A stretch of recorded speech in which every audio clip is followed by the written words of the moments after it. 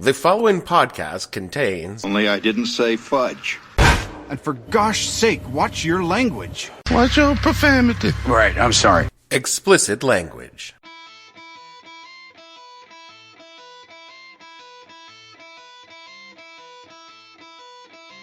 Hello and welcome to the podcast that asks a simple question.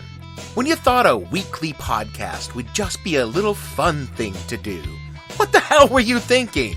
I'm your host, Dave Bledsoe, and this is a Saturday, December 26th, 2015. Go home, 2015, you're drunk edition of the show, where we talk about the year in crazy. Stay tuned.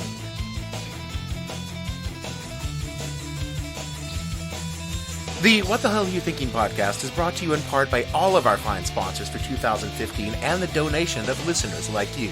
To date, the What the Hell listeners have donated $11.23. For 2016, we're launching a fine line of tote bags for listeners. With your recurring donation, you get this lovely custom tote bag from the Noddle One Deli just up the block from our studios. They're emblazoned with an I Fart New York logo, there was a printer error, and are completely non-biodegradable. These bags will last forever. If you would like your What the Hell Were You Thinking tote bag, text moron to 11175 on your phone and fill out our simple form. I hear a lot of people say, you Christians, you're not into the times. You're not into times. You got to it's 2015. God did not change. His word is truth. Your word isn't truth. My word isn't truth. God's word is truth. And God says that marriage is between a man and a woman. I don't care if you think I'm judging you. The fact is, the God of the universe, He is the truth. Jesus Christ, not Muhammad, okay? It's just like these Islamic extremists, okay? They're not just extremists, they're Islamic. President Obama, Islamic extremists. I am so sick of people being lukewarm. Are you serious? All these people saying they're Christians and are on the Facebook going, yay, I'm so proud of those justices. Are you a Christian? Oh my gosh, do you read the same Bible I read? I've been #blessed to witness some crazy shit during my years on this planet. From my earliest experience watching a whole country lose their collective minds over the idea that satanic cults were sweeping the nation and performing child sacrifices in daycare centers, or teaching devil worship through a game containing elves and dwarves, to a vice president who couldn't spell potatoes and got in fights with TV characters. Another vice president's wife that decided dirty language and music was corrupting the morals of America's youth. People can interpret it many ways. Ms. Gore was looking for sadomasochism and bondage, and she found it. Someone looking for surgical references would have found it as well. To a president impeached for diddling an intern by a Congress who acted as though they had never dipped into a cigar humidor. Through an election decided by Supreme Court, a country losing their collective minds again after its first real terrorist attack, 2 wars, one of which was based on patent lies, the collective right shitting kittens because a black man was elected president, 2 years of birth certificates, the rise of the T-tards, the primal scream of that same black man's re-election. All of this pales in comparison to the sheer bugfuck crazy of 2015. You fucking crazy, man. You sound insane. Do you realize that? So, dear listeners, I give to you 2015, the year in crazy. I'm not sure which was more horrific for Americans, the Charlie Hebdo killings in Paris, where we all Je suis Charlie, or the far more sinister events that unfolded in Boston. After all, Charlie Hebdo shooting was just an attack on free speech in some French-sounding country, but what happened in Boston was an attack on all that is good, that is pure, that is righteous in America. Football. Apparently, something happened with the balls. Fuck, I don't know, and I don't care. All I know is that some people were very angry, and it spilled over into the mainstream media like it all actually meant something. Let me ask you a question, all right? Who are you going to believe? Tom Brady, the greatest man in all of humanity, or a bunch of on Twitter? Scales of justice have spoken. I didn't do the math because, again, all the research monkeys are still on their Christmas break, but the split between the coverage of Deflategate on Charlie Hebdo was basically 3 days for Charlie and 3 years for the football thing. I mean, if you combine all the coverage on all the sports radio in the country, which it's so intense that it bends time and space back in on itself. There's a science in there they're still trying to figure out. I think that if it can ever make sports radio power a starship, we'll have faster than light travel. Not that the media would ever bend time and space over something equally fatuous as some squishy balls, unless, of course, the story is about the media. So when we learned in February that Brian Williams was in fact not the Batman, the response was measured and simple by our friends in the press. But never again will Brian Williams mislead this great nation about being shot at in a war we probably wouldn't have ended up in if the media had applied this level of scrutiny to the actual war. I'm sorry. I'm being told that was not the actual media. That was the Daily Show's Jon Stewart.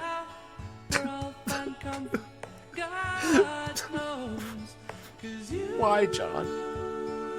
Why?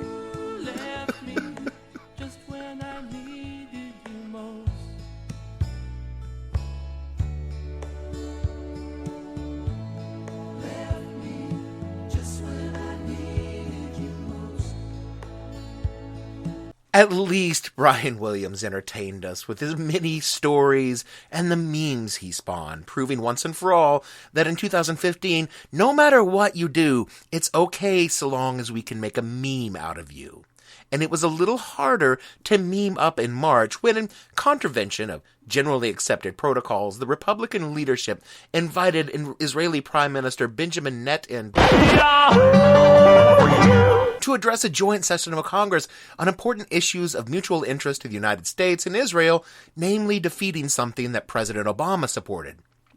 It wasn't as though breaking the general protocols of having the State Department and the executive branch, the people constitutionally responsible for foreign policy, be the one to extend invites to foreign leaders was unprecedented.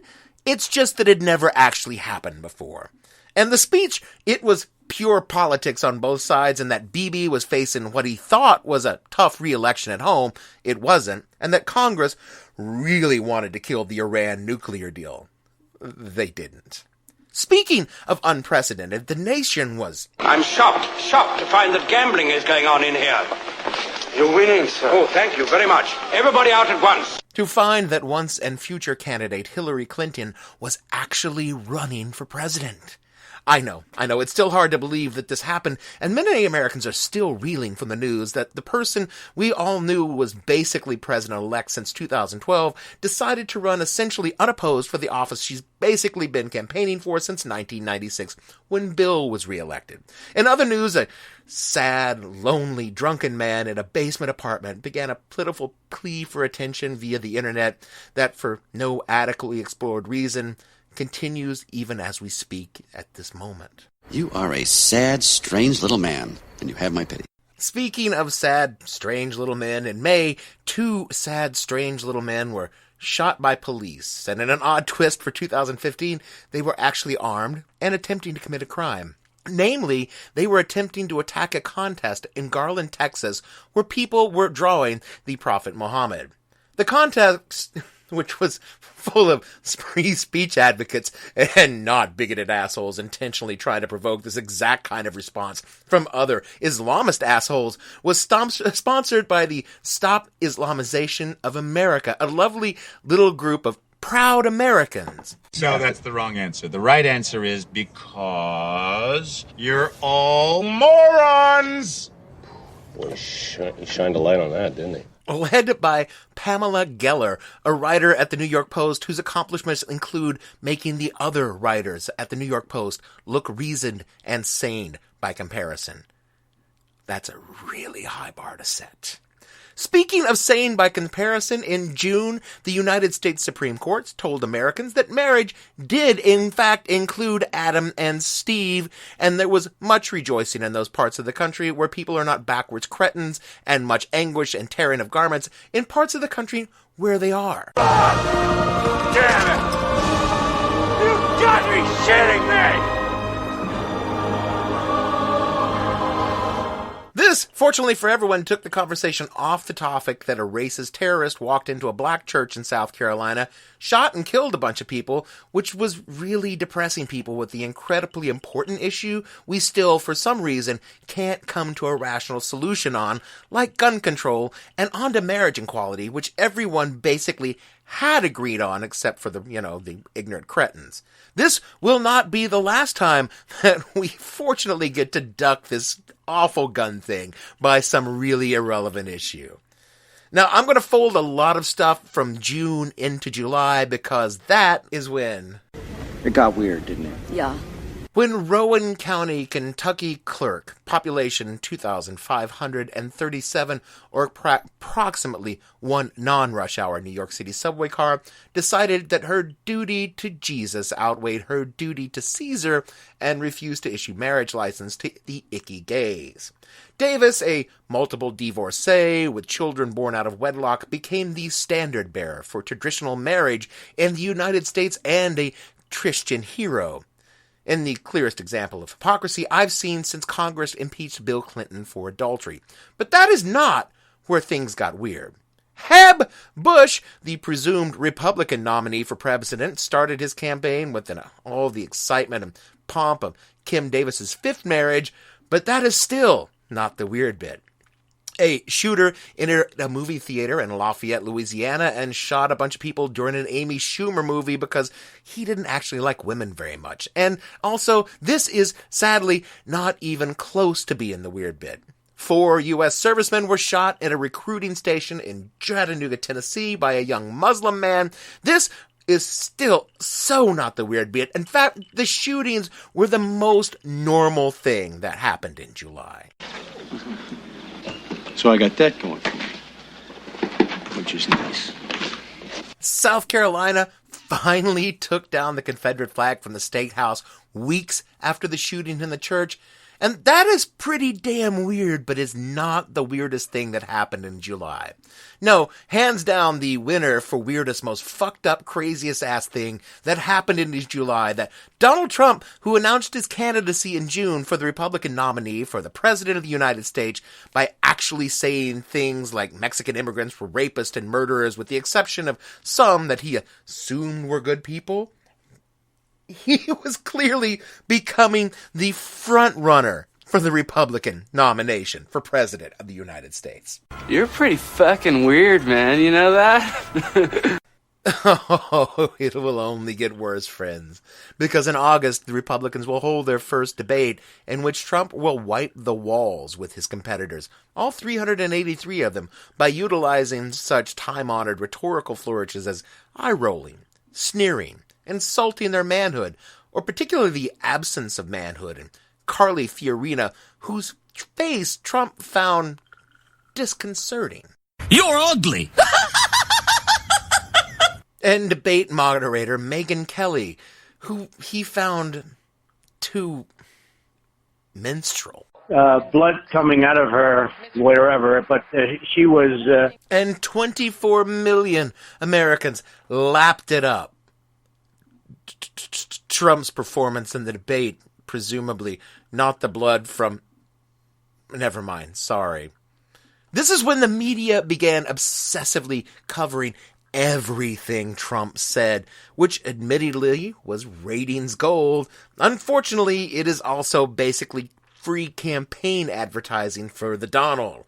Now, Trump was not alone in picking up the what the fuck votes in the GOP. The second runner-up, who will assume the duties of the first insane madman in the event someone managed to wrestle him down and gets him medicated, was Dr. Ben Carson, who frankly managed to shock even me with some of the things he said. It's not that what he said was shocking for a Republican, it was that they were shocking for a doctor. I mean, you would think he would embrace, oh, I don't know, science! Needless to say, science does not appear to make an appearance in Dr. Carson's campaign rhetoric. Over on the Democratic side... Bill, what strange things are afoot at the Circle K? When Bernie Sanders A laughably delightful man with personally appealing politics and a crazy dream that America can be more like Denmark than Des Moines, actually started to look like a serious contender for the nomination, bringing in huge crowds to hear him speak and raising an inordinate amount of money in small donations. Fortunately for America, everyone feeling the burn will rub themselves vigorously with aloe, hold their nose vigorously, and vote for Hillary as directed by our leaders in the DNC, because the last thing they need is some wacky old Jew from Vermont messing with their whole well-thought-out plan to put Hillary in the White House, like what happened with that uppity black kid from Chicago in 2008. No stopping them. The ants will soon be here. And I, for one, welcome our new insect overlords. Like to remind them that as a trusted TV personality, I can be helpful in rounding up others to toil in their underground sugar cave. Except in my case, I would be a trusted podcast person, and I can reach out to a completely different audience for no expectation of recompense in any way whatsoever, unless you really wanted me to be an ambassador to someplace nice. I mean, I don't want to go to, like, Africa. Definitely not Libya. I mean, I don't want to end up in another Benghazi. Oh, I'm never supposed to mention that word again, am I? Well, there goes my job in the Clinton administration. Come September, the cool Pope popped in to see what was up, smack our national jukebox, causing it to play I found my thrill on Blueberry Hill. He made out with Pinky Tuscadero, adjusted his leather jacket, and then drove his motorcycle over a tank filled with divorced birth control using Catholics. This day is ours. Won't you be mine? This day is ours. Please be mine. These happy days are yours and mine. These happy days are yours and mine. Happy days. One fascinating side effect of the cool Pope laying his rap on Congress was the original orange man of politics threw his tanner-stained towel into the ring and retired as Speaker of the House. In a tearful speech, John Boehner explained that we had all hurt his feelings, and he was taking his categories, and he was going home, kicking off a delightful turmoil in the House as the Republicans discovered that no one wants to be responsible for the shit show that is the House of Representatives, and they go off in search of a young, sexy Obi-Wan who can be their only hope. While they're searching, a gunman walks into a campus in Oregon and shoots and kills a bunch of people. Fortunately for America, we spend our obligatory 3 days talking about doing something before returning to the business of running a nation which experiences the highest level of gun deaths in the industrialized world by holding more debates, spending an entire day talking about Hillary's email server, and then we were charmed and enchanted by a runaway military blimp. Oh, Blimpy. You were the best thing that happened all month. A bearded Paul Ryan emerges from 40 days in the desert and promises to lead his people into the promised land as their House Speaker, provided he doesn't really have to work on weekends or ever actually have to talk to a Republican primary voter. November ushered in the annual War on Christmas, with just a single man posting a video on YouTube about Starbucks removing all of their reference to Jesus on their annual holiday cups, ignoring the fact that there never were any references to Jesus in the first place, and for about a day, people got really angry before realizing this is so stupid, it's too stupid even for America.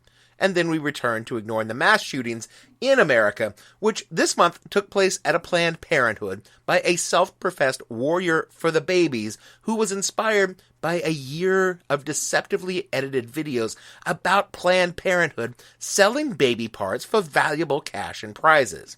This never actually happened, but that didn't stop Republican candidates from repeatedly saying that it did, and then vigorously denying that they ever said any such thing. I never said that. You may have heard it, I may have thought it, and it may be true. In Paris, a massive terrorist attack sparked scared Americans in places no terrorist has ever heard of to demand that anyone who might conceivably be Muslim be rounded up and placed in concentration camps immediately in case they suddenly magically heard of South Frogfuck, Mississippi.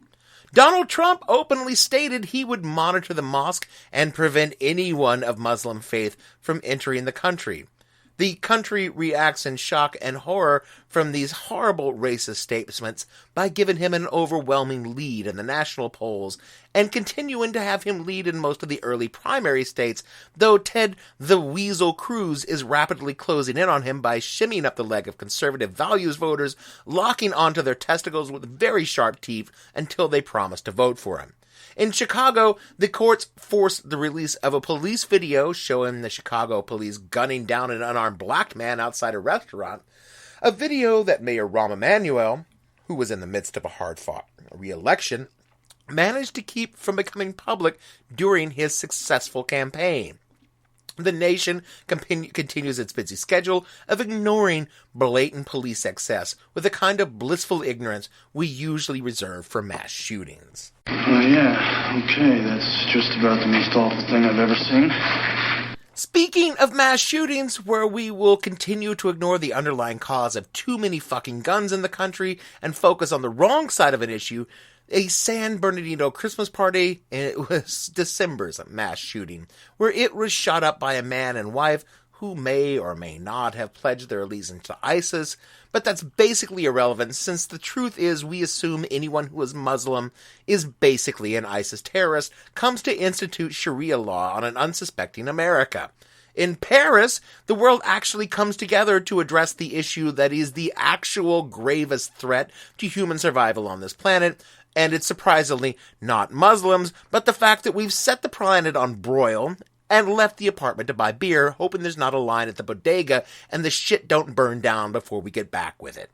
An agreement to keep the planet's temperatures rising only a measly 2 degrees over the next 20 years is reached, to which America shrugged, turned down their thermostats because it's freakishly hot in the country for late December, and went back to watching Trump threaten to line Muslim families up against the wall and shoot them, and the rest of the Republican field threatened to napalm Mecca and Medina, except for Ted Cruz, who offered the suggestion that I say we take off and nuke the entire site from orbit. It's the only way to be sure. You know, the sort of reasoned nuance we've come to expect from them. Which brings me to today, December 26, where I sit writing the script for the show at about 6:30 in the morning, because that's how I do, and to my predictions for 2016. You want to know what I think? Because I'll tell you what I think. And you're done. I think this year was the craziest shit I have seen in my long 46 years. Not that all the other years weren't crazy, it's just that they weren't fucking stupid. My prediction for 2016 is that we haven't seen nothing yet. The sheer crazy will multiply like a runaway virus in that lab from the Andromeda strain. Dividing and mutating at the same time? And nothing to stop it. Normal Earth checks and balances don't exist for it. Trump ain't going nowhere. We're stuck with this dude until somehow or someone in the Republican Party decides he's going to implode the entire system and send someone down in the core to turn off the primary self-destruct. Sorry, again, I watched the Andromeda strain last night. Bernie Sanders is going to run his course, and we will all decide that we would rather win the White House than fix the country. And frankly, I'm not sure that's a bad idea because I don't think Bernie can fix it. I think the country might just be terminal. The only way that we can save ourselves is that we figure out why the old wino and the baby are immune to the crazy virus. Sorry, again, Andromeda strain. God, that's a good movie. You should watch that. I think we're going to continue to ignore our gun problem. I mean, honestly, what could it take to move the needle on this? We've already shot up a school full of first graders. People decided that it was a fake rather than to accept the country is completely insane, and even rational people who do not otherwise wear tinfoil hats keep telling me that guns, more guns, are the answer to the problem caused by fucking guns. That is like saying the answer to alcoholism is more booze, and I've been trying to prove that wrong for years now. I better have another drink. I can still see your face.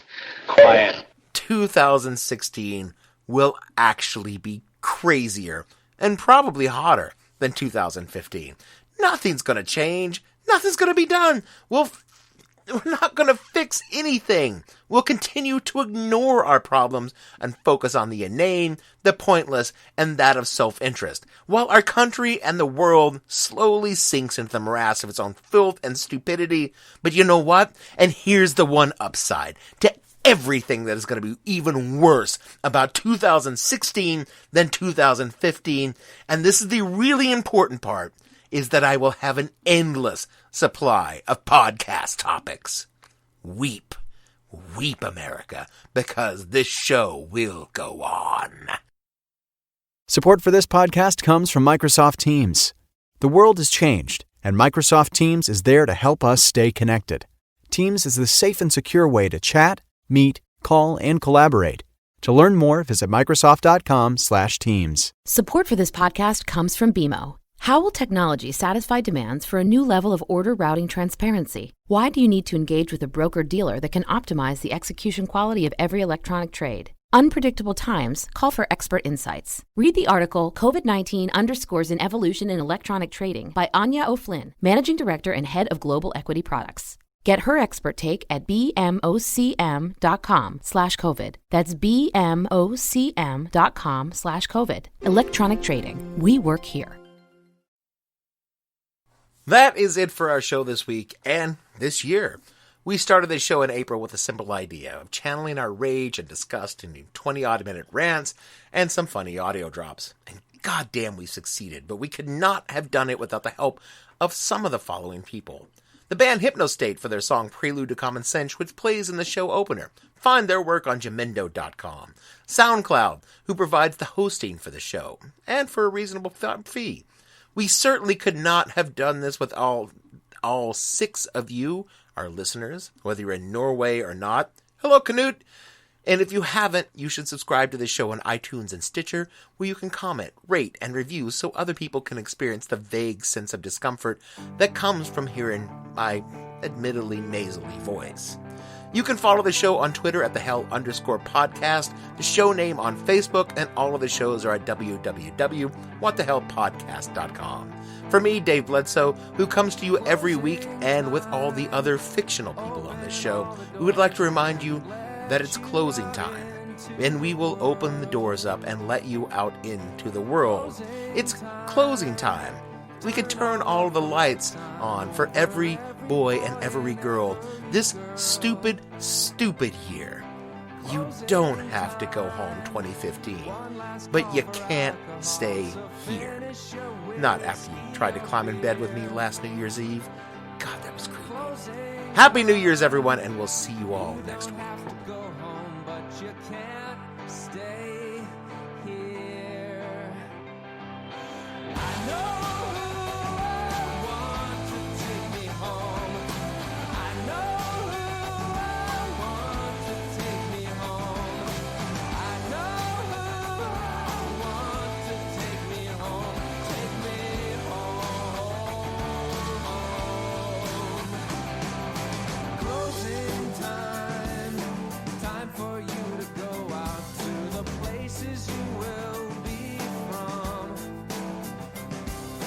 Closing